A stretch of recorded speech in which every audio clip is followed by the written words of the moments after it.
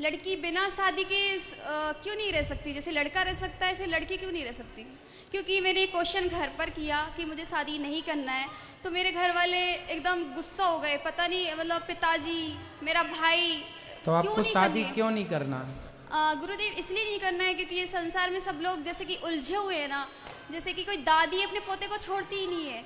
क्योंकि मेरी एक बुआ जी है, छोटी बुआ जी, मैं उनको बहुत समझाती हूँ। उनके पोता पोती है, इतना मोह है, इतना मोह है, बहुत ज़्यादा। भागवत कथा सुनते हैं वो आपकी, मगर मोह माया बहुत ज़्यादा है उनकी। तो उनको देख के ऐसा लगता है कि मुझे शादी करने से मैं भी इस मोह माया में कहीं भगवान को ना भूल जाऊँ। तब तो आपको जरूर करनी चाहिए, ताकि समाज को आप बता सको कि देखो गृहस्थी में रह के आप उलझे पड़े हो और देखो हम बिल्कुल नहीं उलझे। आपको ये ज्ञान है कि हमें मोह माया में नहीं उलझना। तो आपको गृहस्थ में जाकर और फिर उसमें रह करके समाज को बताना है। भगवान राम ने विवाह क्यों किया? इसलिए किया कि गृहस्थी चलाई कैसे जाती है। अच्छे लोग यदि समाज से दूरी बना लेंगे तो समाज का मार्गदर्शन कौन करेगा?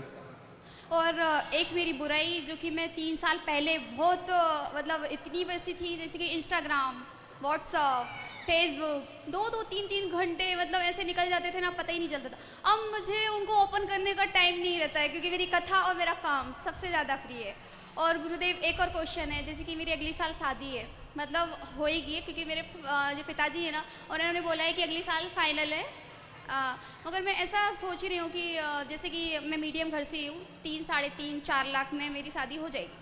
मगर मुझे सोफ़ा सेट, फ्रिज, कूलर्स, इनकी मुझे ज़रूरत नहीं है। अरे आपको नहीं है, जहाँ हो रही है वो तो मांगते हैं। आजकल तो शादी आपकी थोड़ी ज़रूरत होती है। सोफे में आपको बैठने ही नहीं मिलेगा, वही बैठ के तोड़ डालेंगे सब।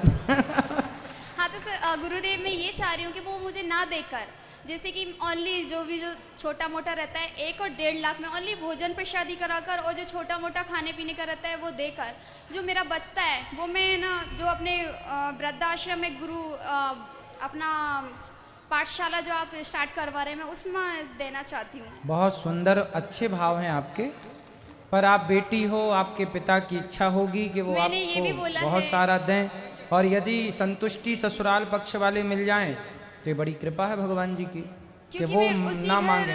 उसी घर में शादी करना चाहती हूँ जिस घर वो कुछ भी ना लें, क्योंकि मुझे इस सब की जरूरत है भी नहीं, और लाइफ में ये सब कोई मायने नहीं रखता है। अच्छा, भगवान के ऊपर छोड़ दीजिए, फिर भगवान आपको जो अच्छा से अच्छा जीवन साथी होगा वो देंगे। और जीवन में वस्तुओं की जरूरत नहीं होती। जीवन में वस्तुएं ठीक है कि व्यवस्था के लिए चाहिए होती हैं, परंतु यदि आप संतुष्ट हैं तो बहुत ज़्यादा प्रभावित नहीं करती वस्तुएं। हम सोफे में भी बैठ सकते हैं।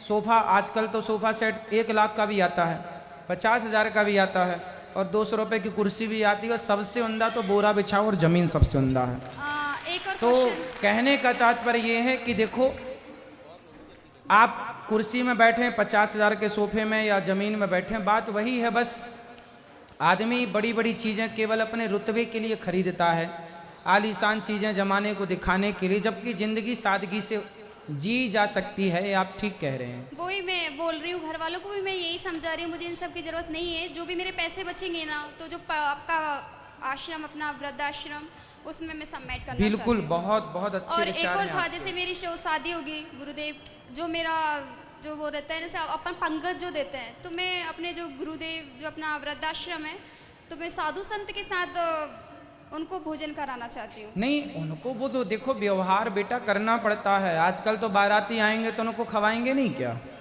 वो तो खवाना ही पड़ेगा, व्यवहार है। आपका भाव अच्छा है, पर संसार में रह के संसार के व्यवहारों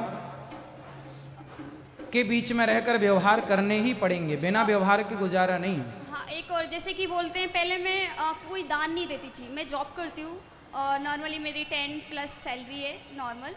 तो मैं पहले स्टार्टिंग में मैंने कथा सुनी, तो मैं, जैसे आप बोलते थोड़ा सा दान करो, मैं पहले सोचती थी क्या दान करो, क्या पैसे दूं मैं, मगर पैसे देने से मेरी सैलरी बढ़ रही है। मतलब पता ही नहीं चलता कि अकाउंट में पैसे कहाँ से बढ़ जाते हैं। मैं 1 साल से, 3 साल से कथा सुन रही हूँ, 2 साल से तो मैंने कुछ भी आपको नहीं दिया, मगर 1 साल से मैं थोड़ा सा, मेरी सैलरी में से 10% मैं अपना अन्य क्षेत्र में थोड़ा सा दान कर रही हूँ ना, तो मेरी सैलरी बढ़ रही है। तो मैं ये बताना चाहती हूँ कि अगर तुम 10 रुपये भी कमा रहे हो ना, तो उसमें से 1 रुपये तुम सबमिट करते हो ना, तो उससे तुम्हारा पैसा घटता नहीं है, बढ़ता है। पहले मैं ऐसा सोचती थी घटता है, पर उसके बाद मुझे पता चला मेरा पैसा ऑटोमेटिक बढ़ता है। सही है। भगवान देखिए, किसान खेत में बीज बोता है तो माटी भी कई गुना करके वापस करती है, देने से कभी कम नहीं हुआ किसी का। इसलिए हमारी संस्कृति हमें देना ही तो सिखाती है। हमारी संस्कृति इतनी श्रेष्ठ है, जब गेहूं किसान के घर होता है तो गेहूं का बीज तो जब गेहूं कटता है तो जो उसका भूसा होता है वो गायों को दिया जाता है। उसका जो आटा होता है, गेहूं को पीस के आटा चींटियों को होता है, दाना पक्षियों को होता है। पहली रोटी बनती है तो गाय को, आखिरी रोटी कुत्ते को। हमारी संस्कृति ने हमें सिर्फ देना सिखाया है। और इसका साइंटिफिक ये है कि जब आपके हाथ देने के लिए आगे जाते हैं तो उन्हीं हाथ में बढ़े हुए हाथ में परमात्मा पकड़ाता चलता है कि तेरे हाथ बढ़े हैं, तू लेता भी चल। तो जो देता है उसी को ईश्वर देते हैं। दासी का कोटि कोटि प्रणाम गुरुदेव। खुश रहिए, खुश रहिए। बैठो, अब बैठ जाओ।